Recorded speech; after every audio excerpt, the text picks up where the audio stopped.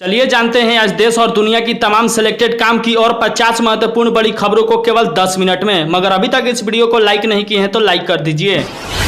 ज्ञानवापी मस्जिद का survey report आने के बाद सबका दिल मचल गया है। यहाँ तक कि मोदी, अमित शाह और योगी तो सोच में ही पड़ गए हैं। रिपोर्ट के मुताबिक आपको बता दें कि 17वीं शताब्दी में ज्ञानवापी मस्जिद के निर्माण से पहले उस स्थान पर एक हिंदू मंदिर मौजूद था। श्रृंगार गौरी मामले में हिंदू पक्ष के वकील विष्णु शंकर जैन ने गुरुवार को दावा किया। उन्होंने 839 पेजों वाली AIS रिपोर्ट के हवाले से यह दावा किया है। एक पत्थर का शिलालेख मिला जिसका टूटा हुआ हिस्सा पहले से ही ASI के पास था। इसमें हजरत आलमगीर यानी मुस्लिम सम्राट औरंगजेब के 20वीं शासन काल में 1676 या 77 ईस्वी में वहां पे मंदिर तोड़ के मस्जिद बनाया गया था। गणतंत्र दिवस के मौके पर कांग्रेस नेता राहुल गांधी ने देशवासियों को बधाई देते हुए कहा कि संविधान के मूल्य सिद्धांतों की रक्षा और उनके प्रति निष्ठा ही अमर स्वतंत्रता सेनानियों की सच्ची श्रद्धांजलि है। पीएम मोदी ने फ्रांस के राष्ट्रपति को गिफ्ट किया राम मंदिर का मॉडल। इमैनुअल मैक्रोन बोले अयोध्या तो जाना पड़ेगा। असम में राहुल गांधी के खिलाफ FIR दर्ज होने के बाद हेमंत बिस्वा शर्मा ने यह टिप्पणी की है कि कांग्रेस की भारत जोड़ो न्याय यात्रा को शहर में प्राथमिकता मार्गों से पूर्व उत्तर राज्य की राजधानी गुवाहाटी में प्रवेश करने की अनुमति नहीं मिलने के बाद भी कांग्रेस ने वहां पे क्यों गया। कांग्रेस कार्यकर्ताओं और असम पुलिस के बीच में लाठी डंडा मारपीट के मामले में एक और FIR दर्ज भी किया गया है। असम के मुख्यमंत्री हेमंत बिस्वा शर्मा ने कहा है कि राहुल गांधी को लोकसभा चुनाव के बाद अरेस्ट किया जाएगा। मुख्यमंत्री योगी आदित्यनाथ ने बुलंदशहर में जनसभा को संबोधित करते हुए कहा कि देश के विकास में यूपी तेजी से आगे बढ़ रहा है। इसके पहले विकास के लिए पैसों की कमी हुआ करती थी, अब यूपी में तेजी से विकास हो रहा है और इसके लिए बजट भी भरपूर है। असुद्दीन ओवैसी ने ज्ञानवापी मस्जिद को लेकर भारतीय पुरातत्विक सर्वेक्षण की तरफ से तैयार की गई रिपोर्ट पर सवाल उठाए हैं। उन्होंने ASI को हिंदुत्व के हाथों की कठपुतली करार दिया है। ASI रिपोर्ट में कहा गया है कि ज्ञानवापी मस्जिद के निर्माण से पहले यहाँ एक विशाल मंदिर था और मस्जिद का निर्माण मंदिर को ध्वस्त करके बनाया गया है। जियो 90 दिन के वैलिडिटी वाला एक ऐसा 5G प्लान ऑफर कर रहा है जिसमें महीने का खर्च केवल 233 रुपए आता है। नोकिया ने लॉन्च किया छोटा पैकेज बड़ा धमाका यूनिक 5G फोन जिसका लुक शानदार फ्यूचर देख हैरान हुए लोग। नोकिया कंपनी आज के समय में दूसरी बड़ी कंपनियों को मात देने में पीछे नहीं हट रही है, क्योंकि कंपनी ने बदलते समय के साथ अपने प्रोडक्शन में भी बदलाव किया है। अब नोकिया कंपनी अपनी 5G की ओर तेजी से बढ़ती हुई नजर आ रही है। नए नए फ्यूचर को अपने मोबाइल में लॉन्च करने में लगी हुई है। नोकिया 7610 प्रो मिनी के फ्यूचर का बात करें तो इसमें 2.1 इंची का डिस्प्ले दिया गया है। यह फोन कीपैड फोन है। इस फोन में आपको 8 GB का इंटरनल स्टोरेज मिलेगा और 900 mAh का बैटरी देखने को मिलेगा। इस फोन में 2 सिम कार्ड और एक मेमोरी कार्ड लगने वाला है। अगर बात करें इस फोन के कीमत के तो 4499 रुपया इस फोन का कीमत रहने वाला है। RJD और JDU के बीच टकरार बढ़ती जा रही है। इस बीच अगर नीतीश कुमार सियासी पाला बदलते हैं तो क्या बिहार सरकार गिर जाएगी या फिर लालू सरकार को बचाने का दाव चलेगी। बिहार सरकार में कुल 243 विधानसभा सीटें हैं, जिसके चलते बहुमत के लिए 122 विधायकों की संख्या चाहिए। मौजूदा समय में RJD के 79 विधायक हैं, JDU के 45 विधायक हैं, कांग्रेस के 19 और लेफ्ट पार्टी के 16 विधायक हैं। वहीं बीजेपी के अकेले 78 विधायक हैं और जीतन राम मांझी के 4 विधायक हैं। इसके अलावा निर्दलीय और MIM के पास 1 विधायक है। महागठबंधन को टोटल 160 विधायक समर्थक हासिल है। वहीं NDA के पास 82 विधायक है। बिहार में नीतीश कुमार को गेम चेंजर इसलिए कहा जा रहा है क्योंकि JDU के पास 45 विधायक है तो वहीं RJD के पास 79 विधायक है और एक कम बीजेपी के पास 78 विधायक है। तो नीतीश कुमार अगर बीजेपी के साथ जाते हैं तो उनकी सरकार बन जाएगी और RJD के साथ रहेंगे तो RJD की सरकार बन जाएगी, क्योंकि JDU के पास तो 45 सीटें हैं तो उनकी सरकार बनने की कोई संभावना ही नहीं है। अमेरिका में मौत की सजा पाई स्मिथ नाम के एक शख्स ने आलमबाग जेल में करीब 8:30 बजे उनको सजा दी गई। अमेरिका में मौत की सजा पाए अपराधी को 1982 के बाद से जहर का इंजेक्शन देकर मारने का प्रावधान लागू किया गया था। अमेरिका में अभी तक मृत्यु कांड के लिए यह तरीका अपनाया जाता था, लेकिन यह पहली बार है जब नाइट्रोजन गैस सुंघाकर मौत की सजा दी गई। स्कूल में बच्चे चिढ़ाते थे, जीना हराम हो गया था। परेशान सानिया मिर्जा बेटे को लेकर भारत लौटी।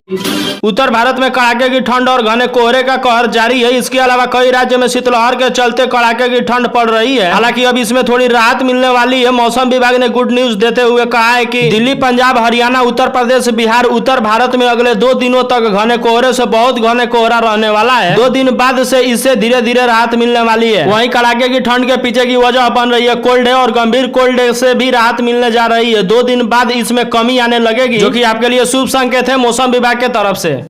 मुंबई से सटे मीरा भाईदर इलाके में बुलडोजर एक्शन कार्रवाई जारी है। अयोध्या राम मंदिर में प्राण प्रतिष्ठा से पहले इलाके में पड़ने वाली मीरा रोड पर शोभा यात्रा को निशाना बनाया गया था। अब यहाँ के प्रशासन अवैध तरीका से निर्माण किए गए घरों को ढहाने की कार्रवाई शुरू कर दी है। इस बीच यहाँ के विधायक गीता जैन सुर्खियों में है। चलिए आपके लिए एक बड़ी खुशखबरी सामने आ गई। सोने की कीमतों में गिरावट देखने को मिली है। सोने की कीमतों में आज कारोबार बारिश स्वास्थ्य पर नरमी देखने को मिली है। इस कारण राष्ट्रीय राजधानी के सरफरा बाजार में 24 कैरेट के सोने का 10 ग्राम के भाव 63,050 रुपए पे आ गया है। हालांकि चांदी की कीमत में 200 रुपए की मजबूती देखने को मिली है। इसी के साथ 76,200 रुपया प्रति किलो पे चांदी का भाव आ गया है। व्यवहारिक दिक्कतों को देखते हुए ग्रामीण क्षेत्रों के बिजली उपभोक्ताओं की बिजली बिल प्रति माह के बजाय 2 माह में करवाने की व्यवस्था हो गई है। 2 माह में एक बार ही हर उपभोक्ताओं की सही रीडिंग के साथ बिलिंग सुरक्षित मिल जाएगी। निजी संस्था के मीटर रीडिंग के साथ एक विभागीय कर्मी को भी लाया जाएगा ताकि सभी रीडिंग दी जा सके। खान यूनिस पर इजराइल का कब्जा। आईडीएफ ने कहा हमारे कमांडोज ने कामयाब ऑपरेशन किया। हमास ने कतर की तारीफ की। पाकिस्तान ने यूएन को एक पत्र लिखते हुए भारत में मौजूदा इस्लामिक स्थलों की सुरक्षा सुनिश्चित करवाने का आग्रह किया है। पाकिस्तान ने कहा है कि मामला बाबरी मस्जिद से भी आगे बढ़ चुकी है। भारत के वाराणसी स्थित ज्ञानवापी मस्जिद और मथुरा स्थित ईदगाह मस्जिद सहित अन्य मस्जिदों का अस्तित्व खतरे में नजर आ रहा है, पाकिस्तान का कहना है। उत्तर प्रदेश के मदरसों में आधुनिकीकरण योजना के तहत हिंदी, अंग्रेजी, गणित और विज्ञान जैसी विषयों के लिए रखे गए शिक्षकों का योगी सरकार ने अतिरिक्त वेतन रोक देने का फैसला लिया है। वेतन बंद किए जाने के बाद मदरसा शिक्षक परिषद के अध्यक्ष प्रधानमंत्री नरेंद्र मोदी को पत्र लिखा। पत्र में योजना को बहाल करने का अनुरोध किया गया ताकि मुसलमान विद्यार्थियों एक हाथ में कुरान और दूसरे हाथ में कंप्यूटर के नारे को सफल बनाया जा सके। तृणमूल कांग्रेस अध्यक्ष और पश्चिम बंगाल के मुख्यमंत्री ममता बनर्जी ने इस बात पर जोर दिया है कि उनकी पार्टी केंद्र की सत्तारूढ़ भारतीय जनता पार्टी के खिलाफ लड़ाई में विपक्षी के इंडिया ब्लॉक में बनी रहेगी। इसे ममता के रुख में नरमी के तौर पर भी देखा जा रहा है।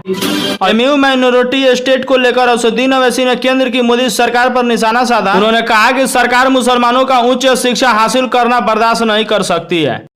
करीबन 6 महीने बाद वेस्टइंडीज और अमेरिका के बीच सीरीज T20 वर्ल्ड कप होने वाला है, लेकिन भारतीय विकेट कीपर बल्लेबाज ऋषभ पंत के खेलने पर सवाल बना हुआ है। बहरहाल ऋषभ पंत के T20 वर्ल्ड कप में खेलने पर पूर्व भारतीय दिग्गज सुनील गावस्कर ने बड़ा बयान दिया है। लिटिल मास्टर का माने जाने वाला T20 वर्ल्ड कप के लिए भारतीय स्क्वाड में विकेट कीपर की एक जगह के लिए 3 खिलाड़ियों के बीच जबरदस्त जंग देखने को मिलेगी। सुनील गावस्कर चाहते हैं कि T20 वर्ल्ड कप में ऋषभ पंत टीम इंडिया का हिस्सा बने। उन्होंने कहा है कि मैं भी KL राहुल को बतौर विकेट कीपर बल्लेबाज देख रहा हूं, लेकिन मैं उससे पहले एक बात कहना चाहता हूं कि अगर ऋषभ पंत अपने एक पैर फिट है तो भारत के लिए मैच खेले, क्योंकि वो हर फॉर्मेट में गेम चेंजर है। अगर चयन करता हूं तो उसका नाम मैं सबसे पहले रखूंगा, जिससे भारतीय टीम के लिए अच्छा होगा।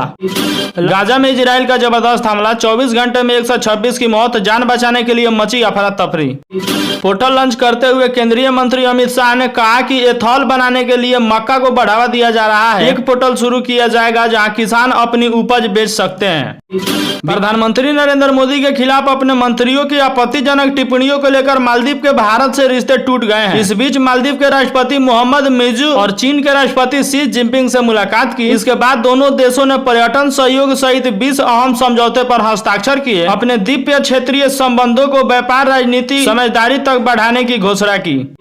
चलिए आपके लिए एक और बड़ी खुशखबरी सामने आ गई। कच्चे तेल की कीमतों में गिरावट नजर आई है। ब्रेड क्रूड ऑयल 76 रुपए 80 पैसा प्रति डॉलर पे ट्रेड कर रहा है। इधर भारत में तेल मार्केटिंग कंपनी ने पेट्रोल और डीजल की कीमतों में बदलाव कर दिया है, जिसके चलते आज देश की राजधानी दिल्ली में पेट्रोल की कीमत 96 रुपए 72 पैसा है और डीजल 90 रुपए 8 पैसा लीटर है। वहीं आज का रेट मुंबई का है 106 रुपए 31 पैसा पेट्रोल और डीजल यहाँ पे 94 रुपए 27 पैसा लीटर। अगर देखा जाए कोलकाता में तो 106 रुपए 3 पैसा पेट्रोल है और डीजल यहाँ 92 रुपए 76 पैसा लीटर है। अगर बात करें चेन्नई को तो 102 रुपए 86 पैसा पेट्रोल है और डीजल यहाँ 94 रुपए 46 पैसा लीटर है। सूत्रों के मुताबिक आपको बता दें कि किसान के लिए सरकार बजट में प्रधानमंत्री किसान सम्मान निधि योजना के तहत उन्हें दिए जाने वाले 6,000 रुपए की राशि में बढ़ोतरी की जा सकती है। यह बढ़ोतरी 2,000 रुपए तक की और हो सकती है। इसके अलावा किसानों को हेल्थ इंश्योरेंस लाइसेंस की सुविधाएं मिल सकती है। अगले महीने यूएई जाएंगे प्रधानमंत्री मोदी। अल्हान मोदी कार्यक्रम में प्रवासी भारतीयों को करेंगे संबोधित। केंद्र सरकार की हिट एंड कानून का विरोध फिर से शुरू हो गया है। बिहार ड्राइवर महासंघ ने स्टीयरिंग छोड़ो अभियान चलाया है। पटना गया अरवल बिहार शरीफ हाईवे पर लंबा जाम लगा है। जहानाबाद में ड्राइवरों ने अपनी ट्रकों को सड़क पर खड़ा कर दिया है, जिससे आवाजाही बंद हो गया है। इससे हाईवे पर वाहनों की लंबी कतार लग गई है। कल पटना से पूरा सिवान समेत अन्य शहरों में ट्रक और एम्बुलेंस चालकों ने हड़ताल किया था। रक्षा मंत्री राजनाथ सिंह ने भारत और चीन के रिश्तों को लेकर कहा कि हम किसी को भी अपने दुश्मन के तौर पर नहीं देखते हैं, लेकिन दुनिया को पता है कि फिलहाल भारत और चीन के बीच रिश्ता तनावपूर्ण है।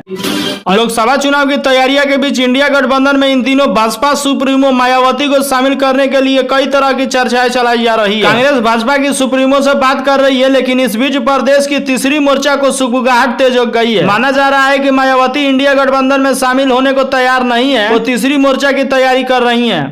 चलिए आपके लिए एक और बड़ी खुशखबरी सामने आ गई। दुनिया के सबसे ताकतवर पासपोर्ट वाले देश की ताजा सूची जारी हो चुकी है। इस सूची में भारत 80 नंबर स्थान पर है। वहीं शीर्ष पायदान पर नहीं बल्कि 6 देश कब्जिए हैं। ये देश 194वें स्थान पर अपने नागरिकों को वीजा फ्री एंट्री की ताकत रखने में दम रखता है। खास बात यह है कि लिस्ट में भारत का पड़ोसी देश पाकिस्तान शीर्ष के 100 देश में भी शामिल नहीं है।